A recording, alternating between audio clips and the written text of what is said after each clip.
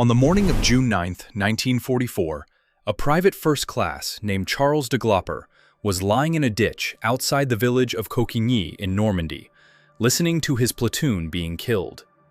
He was 22 years old. Grand Island, New York.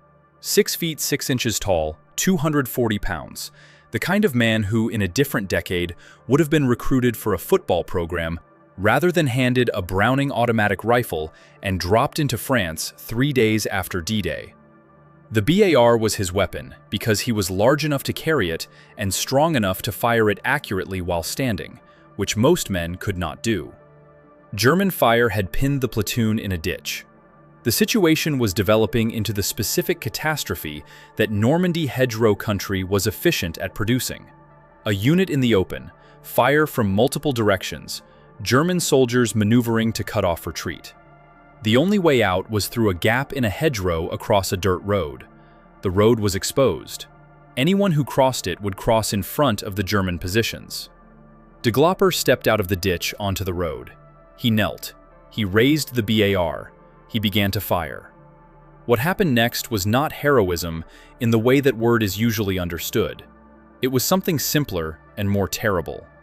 Dlopper was creating a problem the Germans had not been trained to solve quickly, by the specific method the American infantry had built its entire tactical philosophy around. He was producing an enormous volume of fire. The BAR was capable of 650 rounds per minute. A 20-round magazine emptied in under 2 seconds at full automatic, which is why trained BAR men fired in controlled bursts. But the volume of fire moving toward German positions created a tactical effect that had nothing to do with precision. It forced the Germans to keep their heads down. A German soldier with his head down is not firing accurately. A German soldier not firing accurately is not effectively engaging the men crossing the road behind Dlopper. And the men of his platoon were crossing, through the gap in the hedgerow, into the relative safety on the other side. Dlopper was hit. He kept firing. He was hit again. He went to one knee, loaded a fresh magazine, kept firing. He was killed before the last man was through. For this, Private First Class Charles N. Dlopper received the Medal of Honor posthumously. What the citation does not say is that Dlopper's action was not individual courage alone. It was the expression of a tactical philosophy the United States Army had spent 20 years building into its doctrine, equipment, and every infantryman who ever fired a BAR. The philosophy had a name: fire superiority. The Germans had a different name for the same concept. They called it a problem they had not anticipated. And somewhere on the other side of that hedgerow, a German sniper who had been very good at his job on the Eastern Front was discovering, in Normandy, that the rules had changed. His name is not in the record. What is in the record is what he and his colleagues wrote about a specific problem they had not anticipated. The Americans did not respond to sniper fire the way soldiers were supposed to. They were supposed to take cover, find concealment, wait for the sniper to give away his position, and respond with aimed fire from a single rifle. The Americans sent a BAR man who walked into the open and began producing 650 rounds per minute toward every position a sniper might be. This was not the expected response. Not, in German doctrine, how you dealt with a sniper. The sniper problem, which the Germans had perfected on the Eastern Front, suddenly worked differently in Normandy.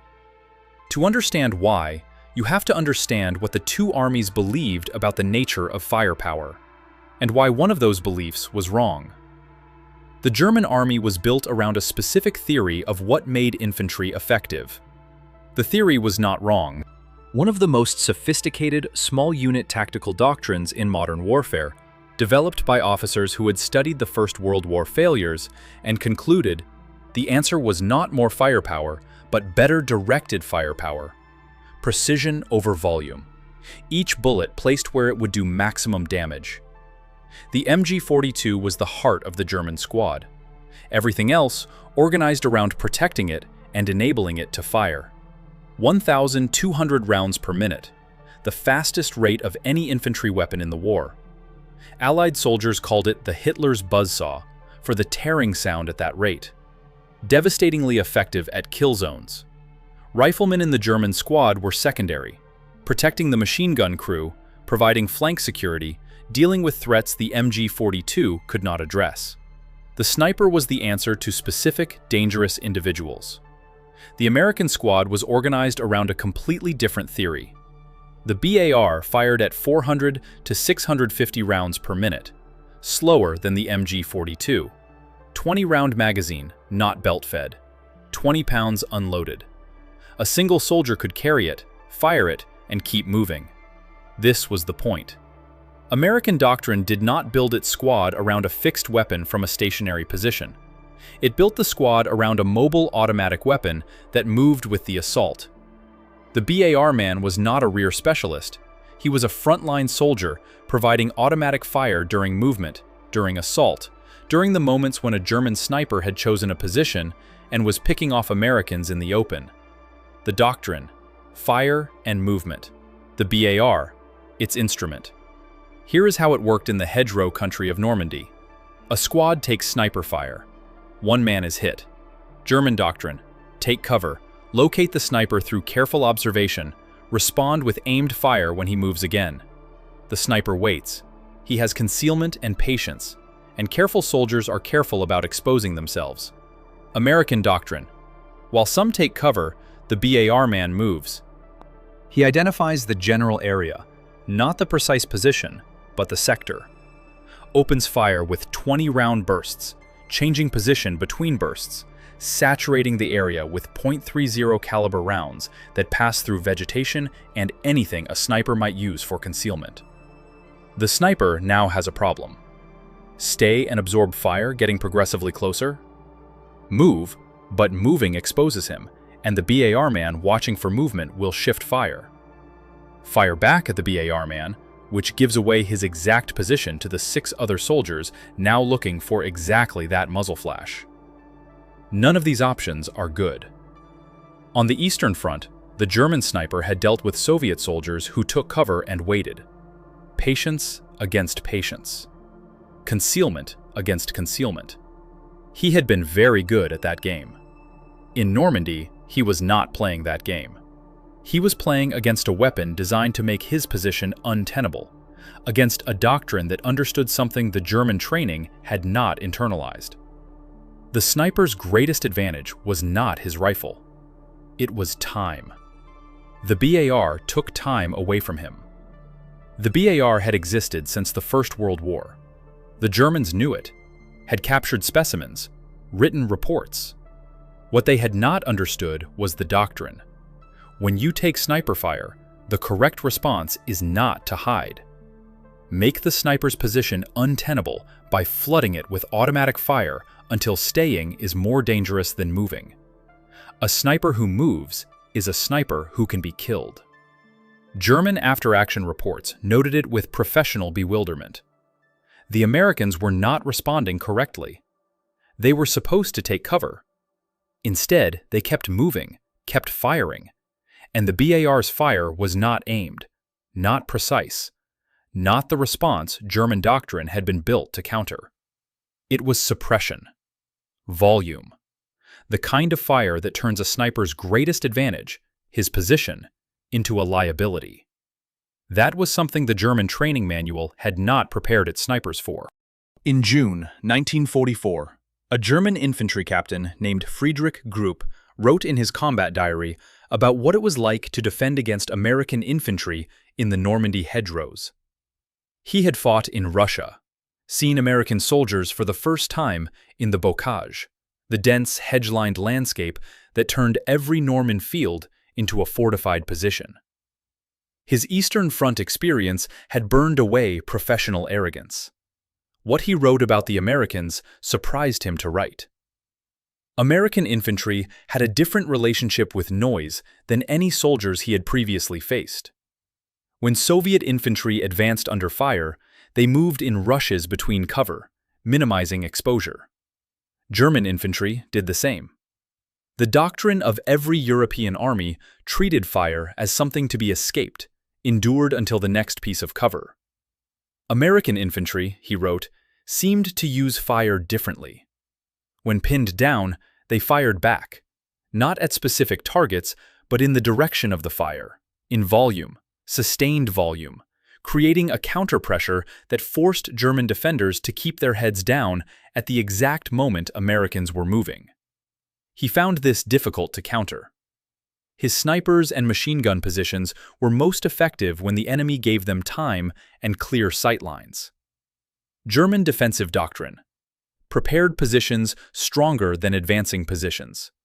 The defender who waits for the attacker to expose himself has a decisive advantage. True in France 1940, Russia 1941, Africa, Italy. Less true when the advancing infantry carried automatic weapons that suppressed the defender during the advance. Here is the mathematics. A rifleman in a prepared position, approximately 15 rounds per minute with the carabiner 98K. A BAR man in controlled bursts, approximately 120 rounds per minute while moving. For every aimed shot the German fires, the BAR man returns 8. The German rifleman's advantage: preparation, cover, the choice of when to fire, is negated if he cannot raise his head long enough to aim. Suppression is not about killing the enemy. It is about preventing the enemy from killing you while you move. The German after-action reports of the Normandy campaign returned to this repeatedly, with something between frustration and grudging respect. German doctrine: firepower should be precisely directed. Firing at general areas rather than specific targets was an inefficiency betraying poor training. A soldier who sprayed bullets without a clear target was not under control. The grudging respect was for the results. Field after field, hedgerow after hedgerow, American infantry advanced under fire in ways that should not have been working, and were. The BAR fire was not killing Germans at the rate that precisely aimed fire would have. Body counts did not favor the American method, but the ground was changing hands. Because the BAR's goal was not to kill Germans in their positions, it was to prevent Germans in their positions from effectively engaging Americans crossing open ground. At that goal, suppression, not destruction, the BAR worked exactly as its doctrine said it should. Gruppa wrote, "The Americans have understood that the ground between the hedges is not the killing ground, it is the transit ground, and they have made it possible to transit." He did not know, writing in 1944, that the weapon making this possible was 27 years old. John Browning designed the BAR in 1917 for exactly this purpose: to give infantry in the open a way to suppress defensive positions during movement. The First World War ended before the BAR could be used in numbers. The American Army kept it, refined it, built an entire squad doctrine around it. In the Norman bocage in 1944, it was doing exactly what Browning designed it to do: making the transit ground transitable, making the sniper's position untenable, forcing a doctrine built for precision and patience to respond to something it had not been built to counter. The average combat life expectancy of a BAR man in World War II was estimated at 30 minutes. 30 minutes. In a sustained engagement, the man carrying the BAR, moving into the open, producing suppressing fire while his squad advanced, could expect to survive approximately 30 minutes before being hit. The Germans made BAR men their priority targets, the correct tactical response. If the BAR was the instrument of American fire superiority, eliminating it neutralized that superiority. German snipers trained to identify and target automatic weapons operators. German infantry told, in any firefight, find the BAR and kill the man holding it. They were right. A squad without its BAR man lost the ability to suppress during movement. It reverted to bolt-action rifles and cover before returning fire, which was, in German terms, the natural order of infantry combat. Every American soldier received basic BAR training, not the full skills of the designated gunner, but enough to pick up the weapon and use it. When the BAR man went down, someone else picked up the BAR. usually within seconds. This was not accidental. It was doctrine. The American Infantry Manual was explicit. The BAR must continue to fire. The squad cannot advance without it. If the gunner is hit, the assistant gunner assumes the weapon. If the assistant gunner is hit, the next man picks it up. The logic was brutal and correct. The BAR was more important than any individual carrying it. Losing the gunner was serious. Losing the function of the weapon was catastrophic. German snipers understood this in theory. In practice, the constant replacement of the BAR gunner presented a targeting problem they had not fully anticipated. A sniper's greatest strength is patience. He waits, observes, identifies his target before taking a shot. One shot, one kill, position not compromised. But when the target he has just killed is replaced within 10 seconds by a new man carrying the same weapon from a slightly different position, the sniper faces a choice. Take the second shot. More time, more muzzle flash, more ways for Americans to locate him. Or wait. While BAR fire continues, BAR fire directed at his general position, sustained, volume fire from a changing position, made staying there increasingly dangerous. The German sniper doctrine had not prepared for an enemy who treated his most exposed and targeted man as replaceable. Not because American soldiers were expendable, but because the system was designed to keep the function running when the individual was gone. 30 minutes. And then the next man picks it up. The BAR gunner was the most dangerous man in the American squad. He was also the most likely to die.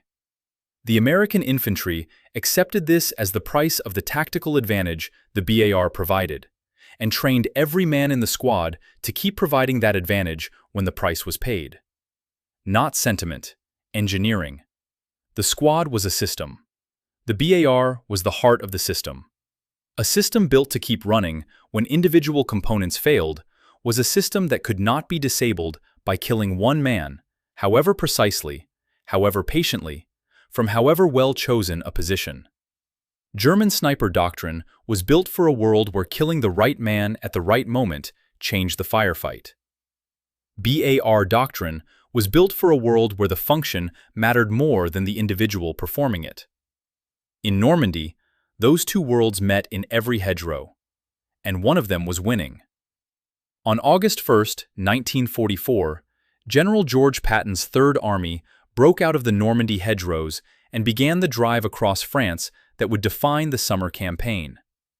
The breakout was made possible, in significant part, by a piece of welded steel that a sergeant named Curtis Coulin had attached to the front of a Sherman tank 3 weeks earlier. Coulin's device, steel prongs salvaged from German beach obstacles, allowed Sherman tanks to cut through the base of hedgerows rather than climb over them. Before it, a Sherman crossing a hedgerow had to crest the earthen bank, exposing its thin belly armor to any anti-tank weapon waiting on the other side. After, the tank drove through at the base, armor protected.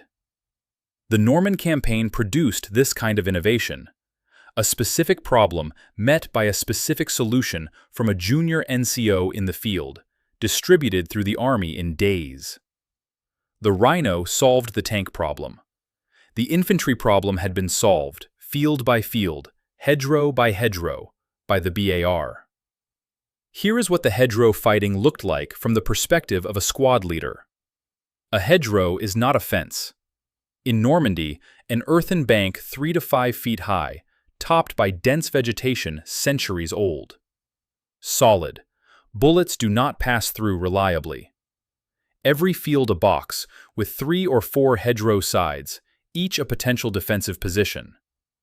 The Germans had built their defense around it. A machine gun at the corner covered 2 sides simultaneously. A sniper in the far hedgerow had a clear shot at anyone crossing the field.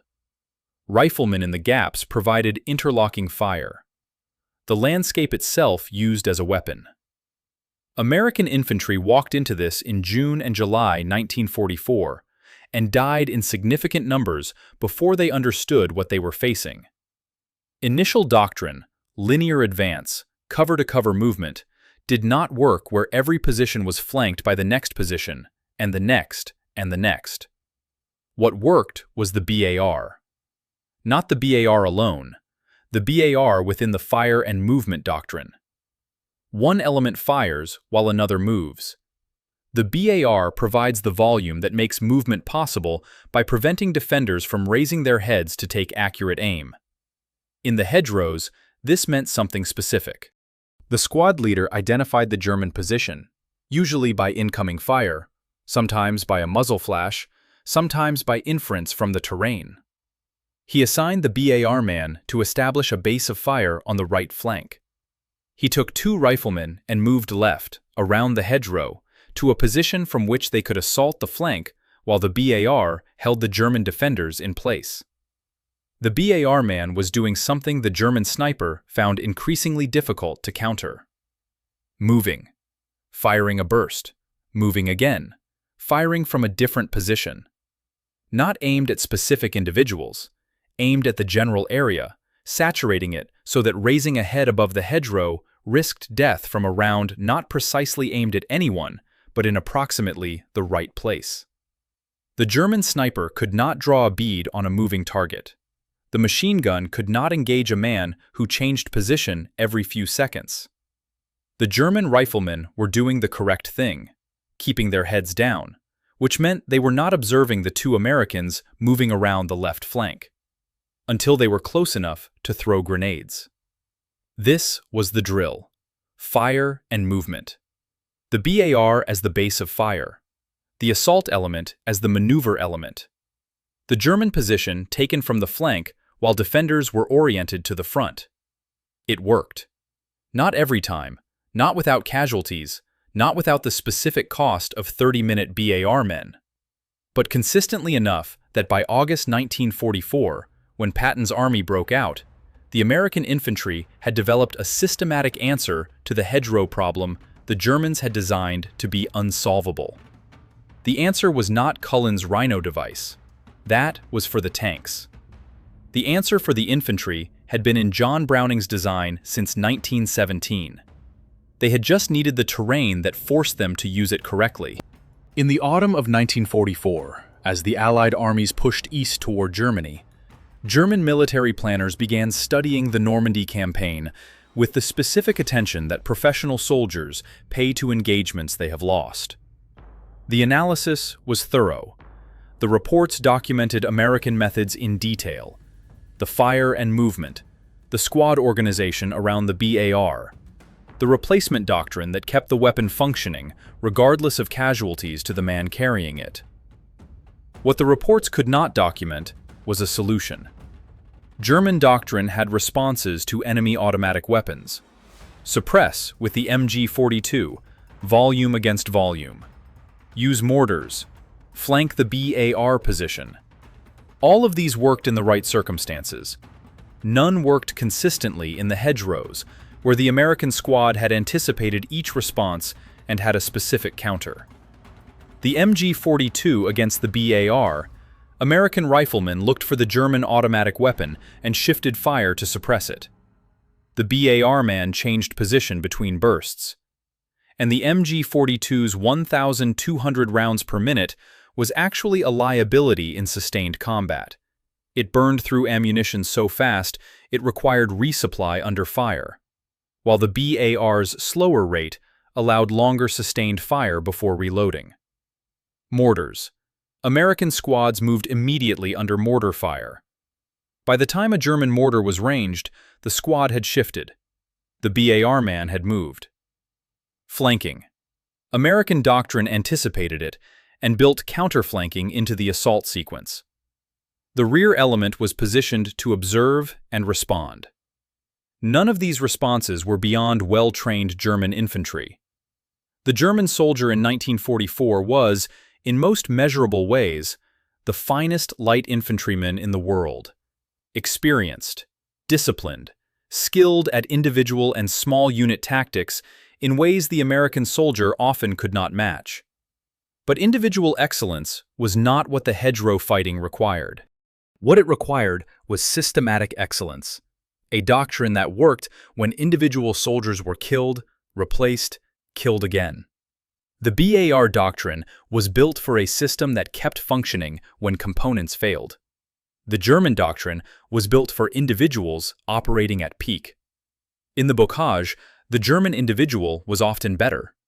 The American system was more resilient. Here is the number. By late August 1944, American casualties approximately 125,000. German casualties approximately 450,000, including 200,000 captured. 3 times as many German casualties while suffering fewer than a third of German losses. Not a ratio that precision shooting explains. German marksmanship was at least as good as American. German snipers, individually, arguably better.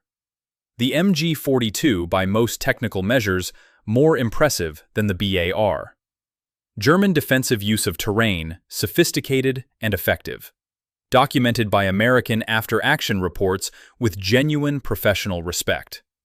The ratio was produced by suppression, by the doctrine that said, the goal of small arms fire during movement is not to kill the enemy. It is to prevent the enemy from killing you. The BAR was the instrument of that doctrine in the specific terrain of Normandy. The German sniper was terrified of the BAR man not because the BAR man was a better shooter. He was often a worse shooter. A 20-pound automatic rifle with a 20-round magazine, not a precision instrument. The German sniper was terrified because the BAR man was the visible expression of a doctrine the sniper had no answer for.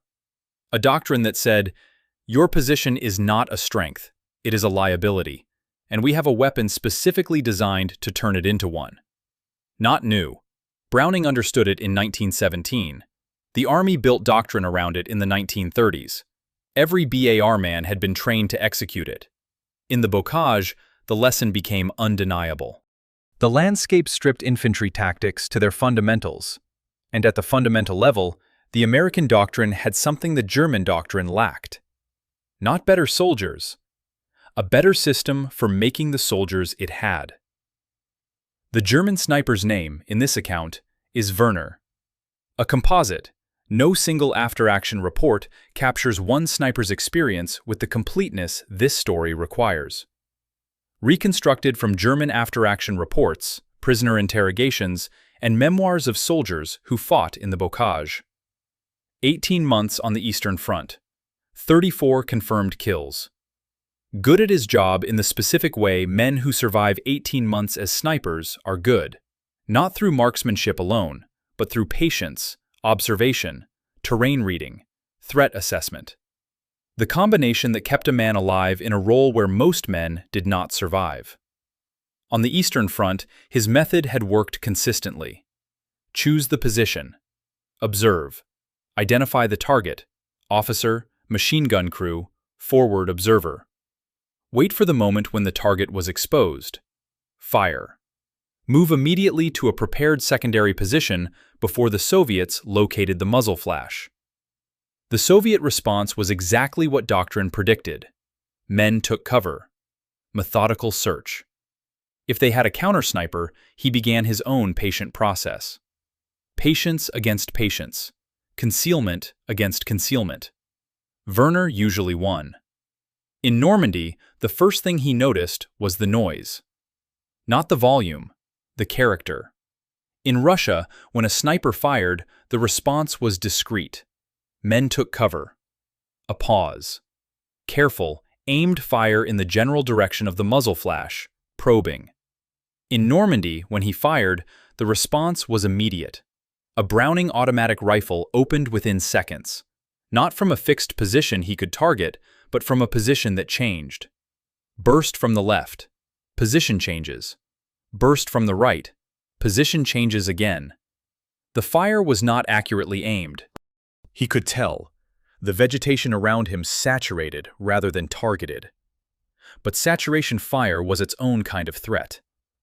A man who remained still in a saturated area long enough would eventually absorb a round aimed at his general vicinity. The mathematics were not in his favor if the BAR man kept moving and firing. He had 2 options, and neither was good. Stay and absorb volume fire that had a real probability of killing him. or move and expose himself to the rifleman waiting for exactly that. Werner moved. He made it to the secondary position, prepared before taking the first shot as training required. Not hit. Done everything correctly. And the Americans had taken the field anyway. While he was managing his survival, correct decision, correct execution, the two American riflemen who had moved around his left flank had covered the distance to throwing range. Werner had not seen them. He had been focused on the BAR fire and his own survival. The BAR had not been trying to kill him. It had been trying to occupy him. It had succeeded. This is the geometry of suppression the German after-action reports kept documenting and could not answer. The BAR was not a better weapon. The BAR man was not a better shooter. The Americans were not individually better soldiers. But while Werner managed the problem the BAR had created, the Americans were advancing. Field by field, hedgerow by hedgerow, 30 minutes at a time. By September 1944, the Germans had been pushed out of France. The bocage was behind them. The terrain that had given the sniper doctrine its best conditions was gone. The BAR came with the Americans everywhere, into the Hurtgen forest in autumn, into the Ardennes in winter, where the cold seized rifles and the BAR, heavier, simpler, more tolerant of cold and dirt, kept running when other weapons stopped. The 30-minute life expectancy followed everywhere. So did the replacement doctrine. Werner survived. He wrote about the bocage in a post-war memoir. The Americans had surprised him. He had expected a more cautious enemy, one that would take cover when sniped and wait. Instead, they sent the BAR man. He never forgot it. In 1945, after Germany surrendered, American military historians began the systematic process of interviewing German officers about what they had observed and what they had failed to anticipate. The United States Army Historical Division understood that the Germans had spent 4 years fighting American infantry and developed professional assessments more objective than the assessments American commanders had of themselves. The German officer corps had no incentive to flatter, every incentive to be accurate. What they said about the BAR surprised some of the interviewers. Not the weapon itself. The Germans had known the BAR since North Africa, written reports about it since 1942. What surprised the interviewers was the consistency. German officers across theaters identified the BAR as the single piece of American small arms equipment that had most significantly disrupted German tactical doctrine. Not the M1 Garand, though it gave every rifleman a rate of fire no bolt action could match. Not the artillery, though German officers were unanimous in professional respect for American fire missions. Not air power, which by 1944 had made daylight movement in Germany impossible. The BAR. Because the BAR had not just killed German soldiers, it had changed the conditions under which German soldiers could fight. German infantry doctrine. Prepared positions are defensive strongpoints. A well-chosen position with good fields of fire is a force multiplier that allows a smaller force to hold against a larger one. True in every war since the Civil War. The BAR had not eliminated that advantage. It had reduced it. By forcing defenders to keep their heads down during American advances, the BAR prevented German defenders from making full use of their positions. A machine gun nest in a perfect tactical position that cannot fire during the critical moment of the advance is not a force multiplier. It is a bunker in which men are waiting for a grenade. The German officers said this with the specific frustration of professionals describing a problem they had identified but could not solve. MG-42 against BAR. Americans directed rifle fire at the German automatic weapon while the BAR man moved. Snipers. But eliminating one gunner changed nothing if the next man picked up the weapon within seconds. Indirect fire. Flanking. Every counter the German doctrine produced, the American doctrine had anticipated. One German colonel, interviewed in 1946, said something the interviewer transcribed exactly. "We knew how to fight their soldiers. We did not know how to fight their system." The German Army of 1944, at the individual level, arguably the finest infantry force in the world, but built for a different problem. The German system. Individual excellence channeled through professionals at every level.